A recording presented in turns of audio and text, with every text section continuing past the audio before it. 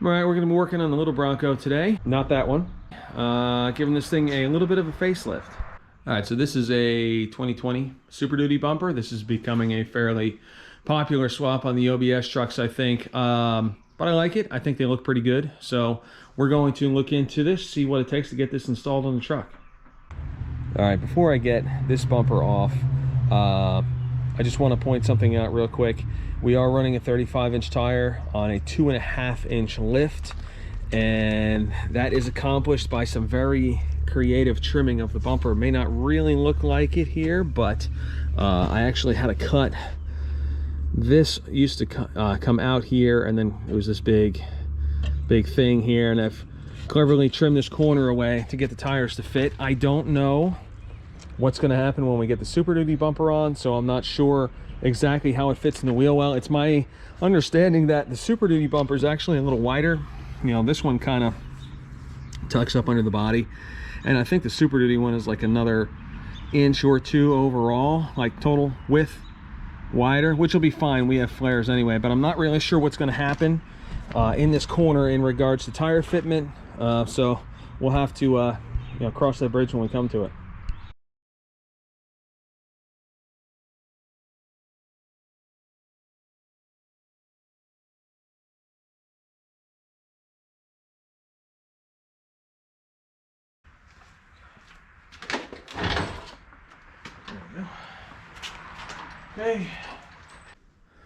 Okay, this guy's off. Now we got to look at what all it takes to get this thing on. So first thing I'm going to point out is, while this has this really nice air dam here to funnel air up, maybe, you know, if you had a Power Stroke truck or something, you want the extra airflow. I don't, and realistically there's nothing here anyways, so I'm gonna remove that. Actually, it's just sitting here right now, so we're just gonna take that out. That frees up a decent amount of space in the middle there, for which I have whipped up this simple angle iron bracket that fits in here pretty nicely, and I actually have a light bar that I'm going to mount on that. So let me grab that real quick. I'll fit that in, and then we'll turn this around and go over the bumper mounting brackets. All right, I have these brackets here from Complete Performance, and they basically just go right there. So same thing. This one is just going to fit up here. So I'm going to grab the impact gun. We'll zip these out real quick, set this in place. I'm going to leave them loose because I don't know what the spacing is. We'll get them in, and we'll get the light bar mount set in, and then we'll bring this thing over and see what it's going to take to make it fit the truck.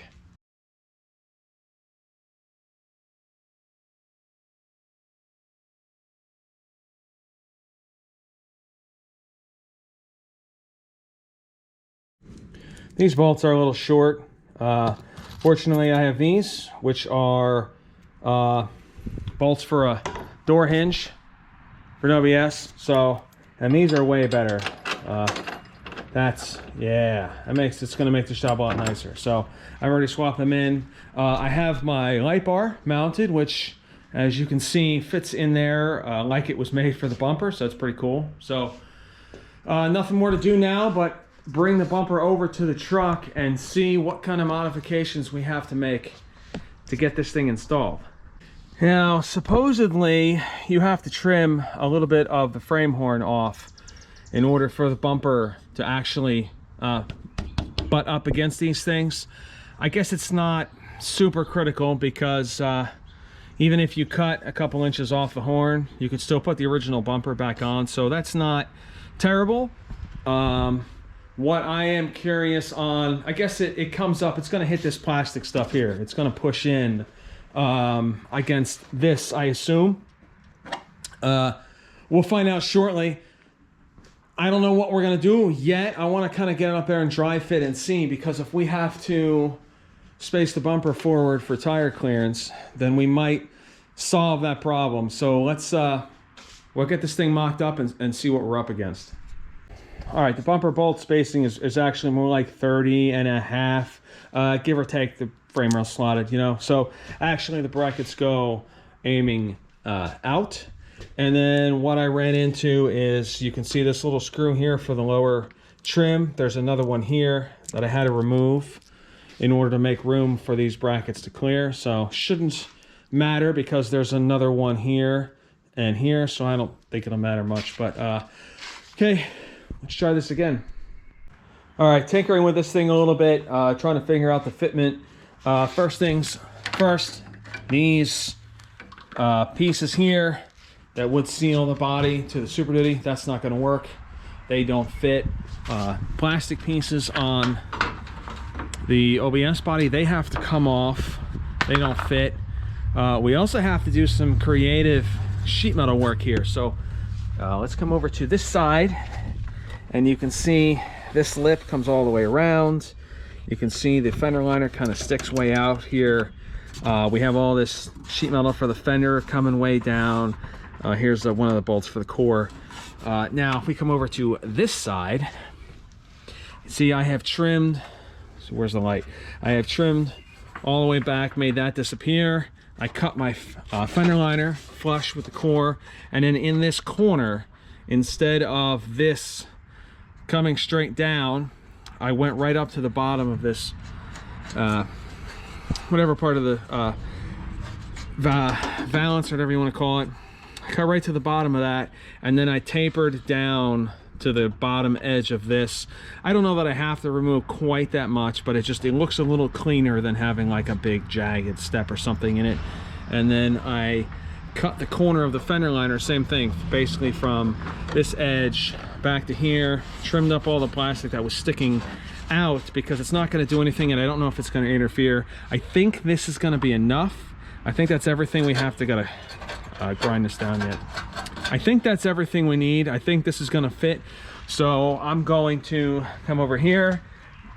I'm going to trim all this up, do the same thing to this side, and then we will bring the bumper over and see how it fits. Okay, we're getting close, but we are not quite there. Fitment is pretty tight. This is a little concerning. This, we might have to do some trimming here, but there's other issues. God, if I can get the camera in here, let me see. Right there, the core is basically up into the LED fog light. If the fog light wasn't here, it might have worked. We're actually going to have to cut a little more of the core away, because right there, I don't know, the flashlight might be making it too hard to see, but basically right there on the edge of the core, we're touching the light and a little bit into the bracket, so we could do a little minor trimming. You can see the plug is blocked, so we're close. Obviously the bumper needs to come up a little bit, which is going to make that fitment worse. But if we get under here, oh god, we're not even at the bracket yet. There's still a little more. The bumper still has to come back a little bit. So I think the first thing I'm going to do, because we're having so many fitment issues over here, you can see how tight the fog light is to the core. I think what I'm going to do is I'm going to make a 1/2 inch spacer to go behind here to space the bumper out a little bit, and then after I do that, we'll come back over here and we'll see. It's the same issue on the other side, of course. So I'm going to make some spacers, and then we'll revisit this corner and see what we have to do to make this work. All right, we're getting closer on the fitment. The core's got to be cut. There's nothing I can do about it. So I kind of went in this straight line here from the bottom of this tab, underneath this rib, all the way over 2.5 inches down to just leave this fender washer for the fender liner. That should be all the space I need to remove to clear the fog light. I don't know about the halogens, but the LEDs are really wide. And this area right here is getting up, all these ribs, this one especially, is getting up into that corner of the core. I think I'm going to try and take a little bit of this off with the grinder. I don't want to take too much of the structure out, but I'm going to grind some of this down as well, just to give us a little more wiggle room. And then our notch should also give us enough room to plug the light in. So, so I'm going to polish these down, flap this real quick, and we'll try this again. All right, day 2 of tinkering with this bumper. I've learned some things. For example, putting one of these on your OBS Ford, not that bad to do. Doing it when you are running 35s, and the 2.5-inch lift becomes a bit more of a problem. You can kind of see how well the tire is really stuffed in here, and this was causing some problems with the bumper fitting on the truck. This corner here, my tire kind of gets up into here, so if you look at this side, I've got this whole thing cut away. It doesn't look too bad. You can't really tell from the side profile. You don't really notice there's anything cut away there. So hopefully it should be too subtle. Shouldn't really notice. The thing is that, like here, I believe, is the mount for the fog light. And I've actually removed the whole one side here to the point where I actually had to trim the fog light away. I think it's going to be okay. It's still kind of, I think that's going to work. I think it'll be all right. We're going to find out here in a little bit, but I need to, this cut looks like it's going to work, so I need to copy that over to this side, and then we'll try and fit the, you know, 6th time the charm, I guess. All right, I got both sides modified now. Fog lights installed, hopefully the last time. So I had to make new captured bolts because I needed my 1/2-inch spacer. The OEM ones would work if you're not spacing the bumper out, but I am. So I made mine a little snug, so it literally clamps them, which actually makes the bumper a lot easier to fit in place. Also, I do recommend removing these pieces. The tow hook would poke through here. They're only held on by a couple clips. You can kind of see them here, 2, 4, 5. Take them off, because then you get full access to this space right here, which you will see momentarily. But honestly, it makes working with these a ton easier. So yeah, little trick for your installation there.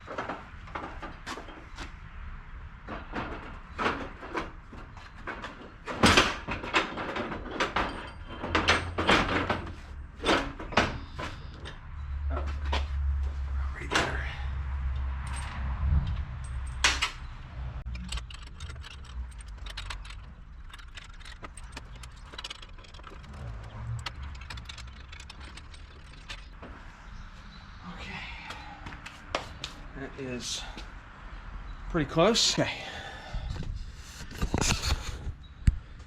So this is the rough alignment. Obviously, I haven't actually aligned it to the body yet. You can see it fits in pretty tight, lines up with our flare pretty well. You can see I need all that room there to clear the tire. I think this is going to work. Hopefully we don't have to take any more off, but I think that'll be okay. So that looks pretty good. So I think fitment side to side, it can move a little bit. All right, I'm going to fiddle with this a little bit. Oh, this was the other thing. Because I have my 1/2-inch spacers moving the bumper forward, it looks like I don't have to trim the frame horn at all, which is pretty cool. We'll find out here shortly once I put them final pieces on and get my the bracket for my light bar adjusted and stuff. But it does look like if you don't want to space it out, you're going to have to take at least a 1/2 inch off the frame. Maybe not here, maybe just here, you know, come most of the way back to this hole maybe, and then taper it or something. But if you do the 1/2 inch spacer, it does look like it's not going to clear. And actually with the spacer, it's not like the bumper sticks way out. Like I said, like it's kind of lining up with the body line of the flare here, so it actually fits pretty nicely even spaced out. So but I'm going to crawl back under the truck, take some measurements, and try and get everything bolted down, because I think this is it. I don't think I have to take it off the truck again. All right, buttoning up the final fitment. As it would turn out, even with the 1/2 inch spacers, you do have to grind your frame horn down a little bit. I'll show you. I already did the passenger side, so I'll show you what needs to be done here. So you can see on the outside here, you have kind of like this curl here. It comes over, comes down, comes to the curl. Same thing on this side. Mostly you can kind of see it comes up on an angle and then goes straight. So what I had to do on this side was simply grind it straight. So this is now, zoom out a little bit here, this is now just a straight line top to bottom. And then this side, because the frame comes, the bumper curls out a little bit, doesn't have to be ground back as far, so I kind of just cut that whereas this one has that angle on it down there on the bottom. Now this is just straight up, and that's actually it. That's all the room you need if you run the 1/2-inch spacers to pull the bumper forward. So I'm going to grind that side down now.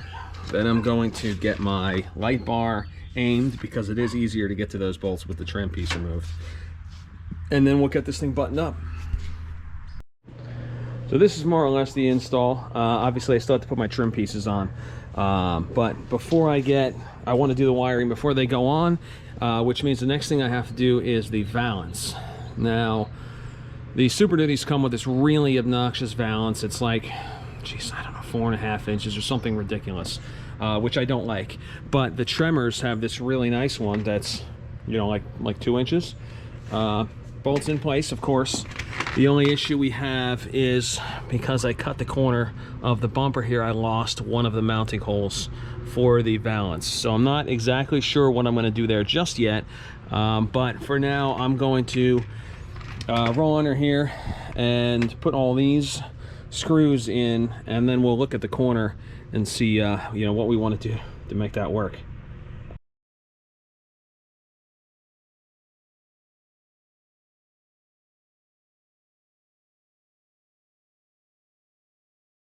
Can't put that one in because the clip interferes with the adapter bracket. I can't put this one in because I've cut the bumper, but there's a hole here that does not correspond with a hole in the bumper. So what I might do is I might transfer this and then move this clip over here, and because then we can cinch a bolt down in from the top, just like this one is. And that'll hold this corner up, and maybe that'll be sufficient, because we're gonna have to trim this away. We'll take a look at it as soon as I get it here from under the truck. I think, looking at this here, I'm thinking maybe we want to do something like that, maybe,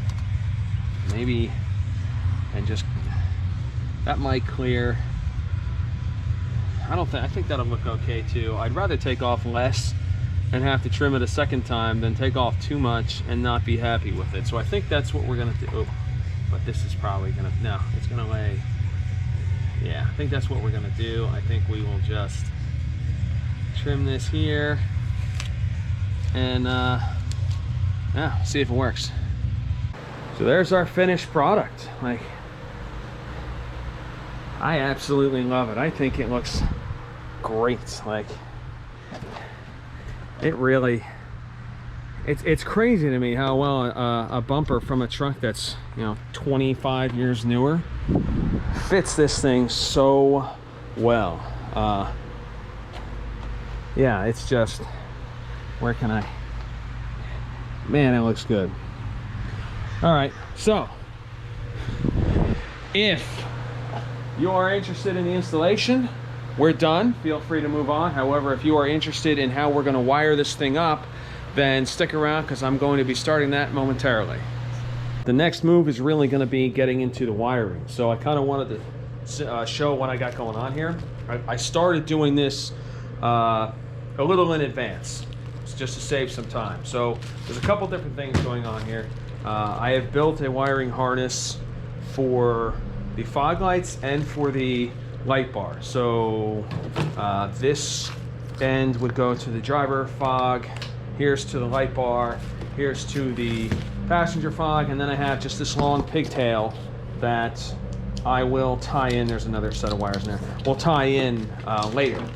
Now, these plugs I found online, WPT 1080, that's the OEM pigtail for the fogs. They come with like adhesive line shrink sleeve and stuff. It's pretty nice. So I built this whole entire wiring harness in advance because I knew that it would be easier to put in, to build it now, and I knew it'd be easier to do it now before I have the trim in, because I can reach in there and I can get the wires in and stuff, because I want to do like wire harness keepers and that kind of stuff and get it in there all nice and neat.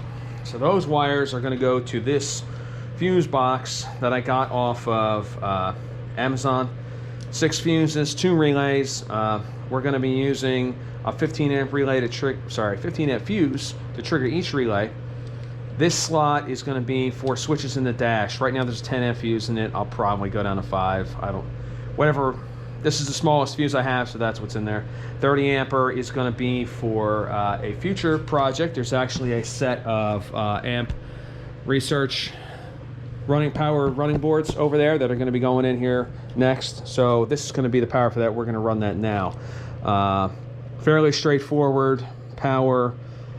That's the main power rail, and then that's supplying power to the relays, which means yellow is power through the relays, blue is simply fused, and then white and black is the switching for the relays themselves. So this will go to the dash, yellow will go to our lights, blue, blue is going to go into the interior as well. So all four of this is all going to go into the interior. This is going to go to our lights. This is going to go to our battery. So I'm going to build a harness. We're going to sort this one out on the fly. I already know where that's going. The other thing we're going to do is I've already made a harness that goes under the dash, under the hood as well. So this end is everything we need. We have, what do I have? I have power for the switches. The blue and yellow are return signals from the switches. There's our ground, and then this is the red that's going to go along with this 30 amp fuse. So this is going to get I don't know if I'm going to hardwire it or if I'm going to do another Deutsch connector here. I haven't decided yet. This is going to get plugged into the dash. So one of the cool things about not the dash, the firewall, one of the cool things about Deutsch is they have it's not a bulkhead thing, they call it a flange connector. It looks like they're regular connectors, but it just has a flange on it, you know? So you can get these with or without pigtails. This one has a pigtail on it. I did not use a pigtail. I wanted to land my own wires and put my own pins on. But if you come over here, you can see I actually already have this in the truck. So last week or something I put it in. Can you even see it? Let me see if I can get the camera in there. And where is it? Right there. Right there, kind of hidden away where you'd never suspect it, is that plug. And if you come around and into the vehicle, if we can even get in here, I have this harness coming down. So this is all our wires for our switches. Those are going to go in here. So I already have my switches as well. So the only thing I haven't done yet is I need a power wire for illumination, which we'll pull out of the parking circuit, or the illumination circuit in the dash. I'll get that soon. That'll be one of the next things we do once we come inside. But basically everything has been built in segments to make it easier to do the installation. So the first thing I'm gonna do is I'm gonna crawl under the truck and I'm going to get this wiring harness and kind of fit it up in there, get everything like permanently installed. That way I can finish off the trim on the bumper. That's done. And then this is just going to be kind of like sticking up over near the battery for now, and we will connect that later once everything else is run. So par for the course, I fiddled with this a couple times before I was happy with it, but we've got our harness coming over and up now, so it's kind of up here out of harm's way. There's a few keepers along the way holding it up. Here's our pigtail for our light bar up out of the way. Same thing over here. There's not really anything down in harm's way, just a short little loop down for the wire for the passenger fog light, and then our harness turns and comes up top. Up top, our wiring harness just kind of comes up here, tucked safely out of harm's way, and lands here. The other two wires are down here somewhere. So now I'm gonna go grab the other harness that's coming from the firewall over there. We'll lay that out however it's gonna lay it out. We'll set the fuse box in place and we'll get all this wired up. Wiring harness is run, kind of hidden back here. There it is right there. Virtually impossible to spot, which was my goal. And then they both come out over here. So now I just got to go grab the fuse block. We'll set that in place, get them out to the firewall, and then we'll start doing all this wiring. A little bit of a progress update here. This is the harness for the dash. This is what's going to go to all the switches and everything. So I've got my here's power, signal to these switches. That's the power for the steps. This is the ground for the switches. I don't know what I'm doing with the ground yet. I haven't decided how I want to lay out all the grounds in the hood. So for now, I'm just going to have this come through. But that means I can loom this one up. And then the next step, I think, will probably be to build the high current side, which will be the circuits that actually control the lights. So I'm going to loom this up, and then we're going to start laying this one out. We've got our wiring for all the lights done now, and I'm starting to see how this is all going to lay out. Like, I couldn't really decide how I wanted to do power and ground. There's so many different ways I could have done it, like how I routed them, how they landed everywhere. I think ultimately what I'm going to do is, you know, I have 2 power leads which already don't reach the battery, and I have a bunch of grounds. So since I have to extend these wires anyway, I think I'm actually just going to do another 6-pin connector here, because then this can just go in the truck, just done, and all I have to do is make a pigtail that plugs into it, and I can have my 2 wires come over and land on my positive battery terminal, which is not great, but I want to replace it all and do military style and do all new cables. So we'll probably revisit that at a later date, but then I can have all these tail off and go to the ground stud for the battery, and I think that'll be the cleanest install. So I guess I'm gonna go grab yet another connector and get all this crimped and loomed and taped and ready to go. Relay box, fuse box, I think we've been calling it fuse box. Fuse box is all done, ready to go. Made a pigtail for power and ground, which we'll sort that out shortly, but nothing more to do now except install this and then land these wires.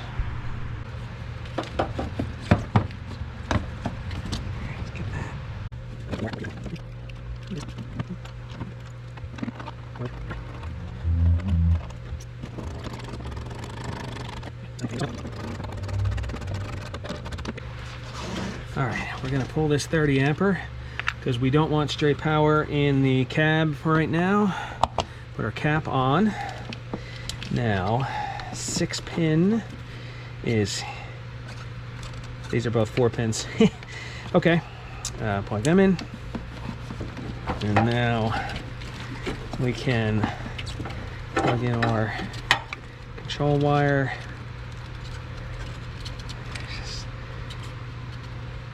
That's a little funny. Okay, come out of the way, and now we just have to sort this one out. So if this is here,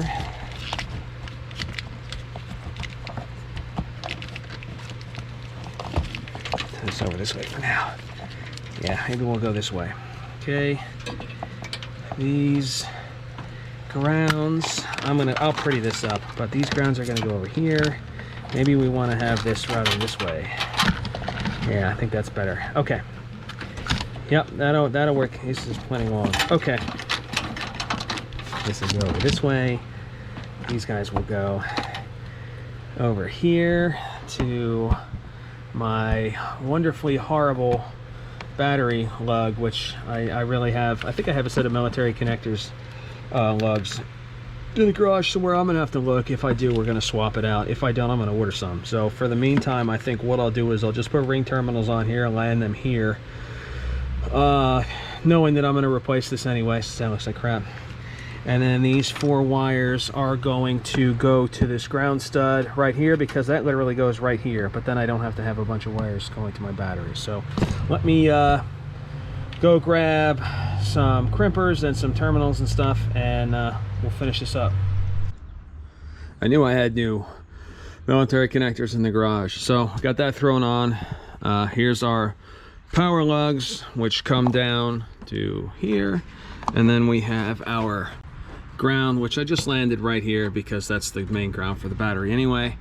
All I have to do is plug it in, and we're completely done under the hood, but I'm not going to do that yet because we got to get under the dash now and start wiring the switches, and I don't want to work on anything that might have power. So we'll finish up that, get all that done, and then we can come back, plug this in, and then just test the lights. Right, so before we dig into the dash, I wanted to go over the switches. I'm running Carling switches, specifically Contura 5. mainly because it's what I could get my hands on in green, because I really wanted green LEDs. I don't like blue or red or whatever color switches on a dash where all the instrumentation is already green. So this is what I went with. These are called, what do they call it? They call it an independent. So one light is lit up via your parking circuit, and the other one is lit up when it's turned, when you actually turn the switch on. And I don't know if you're aware of this, but Huntura has a lot of switches, and every single one is wired differently. So make sure, like, they're awesome switches, but make sure if you're using them that you're following the schematic for your switch. In my case, I'm using V1D1s, but this is not what I've used on like the gray one over there somewhere. I used a different generation. I don't recall off the top of my head which ones I used, but the schematic is here. So make sure whenever you're using them, you actually follow the right schematic so you don't screw anything up. So I'm gonna do a little differently this time. Normally I would mount switches direct in a panel in the dash. This time, because of the location we're going, I have this panel here. It's actually two end caps that snap together. There's like an end, and then there's a mid, and you can do, you know, a series of mids and then put an end on each side to make it finished off and look real nice. Obviously I just bought two ends because it's only two switches, so, but I can't, we're gonna wire everything before we put them in. They don't recommend installing the switches into these until you're 100% done and ready to go, because it's very difficult. These are your tabs to release it, and it's very difficult to get in there to pull the switch back out of this housing. So to that end, because we are going to be putting this in the dash here, we have to make this serviceable, because I have to be able to remove this panel if I have to get in there to mess with the cluster or whatever. Like, you can see the card on my gas gauge has slid down, so I definitely have to go back into the dash at a later date and fix that. So we're gonna find this harness here. I have no idea how I'm gonna film this because of the cramped quarters, but we're gonna find this. We're gonna run this up somewhere, probably put a connector on it, and then make a short companion harness for the switches.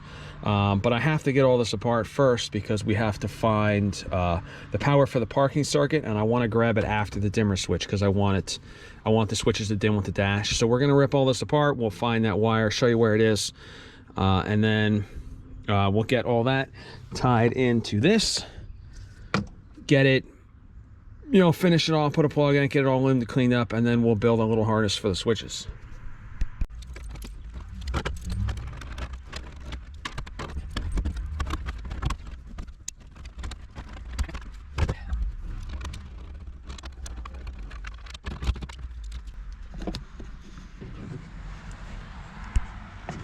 All right, got the switch out. I gotta go check the book because I don't remember which color is the interior lights.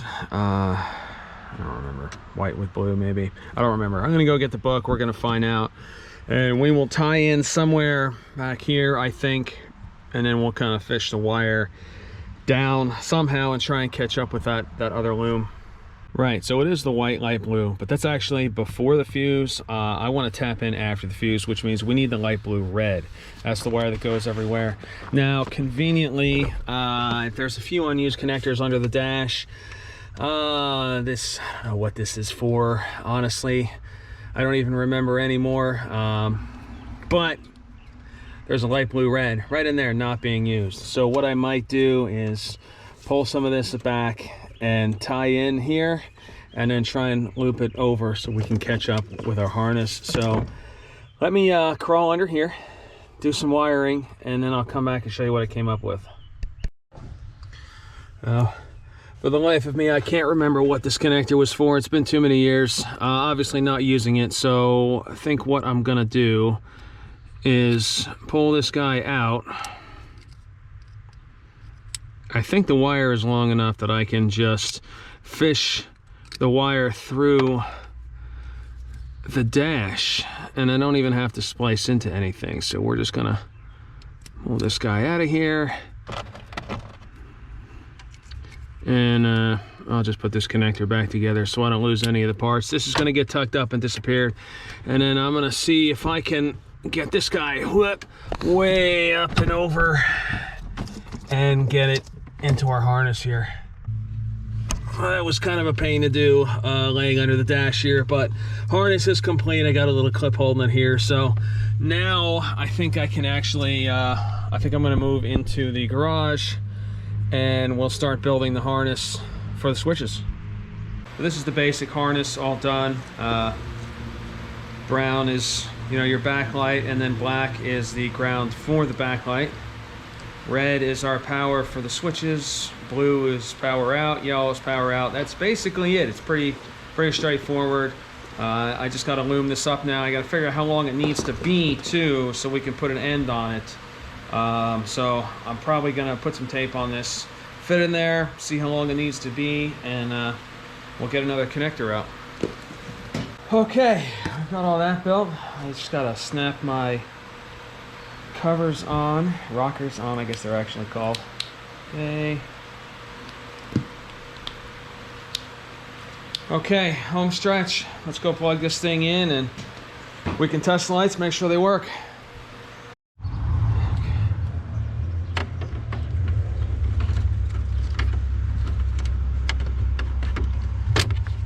Oh, like a glove.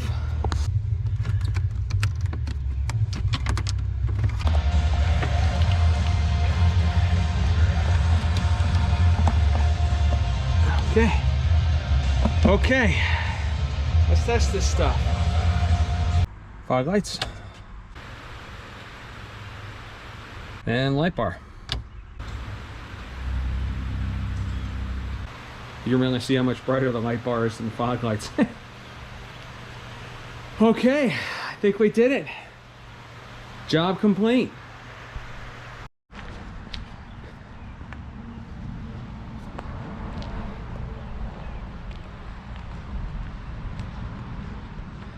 There it is, the finished product. I love it. I think it looks great. Man, what a good look for these trucks. Well, if you've made it this long, I appreciate you sticking around. And have a good one.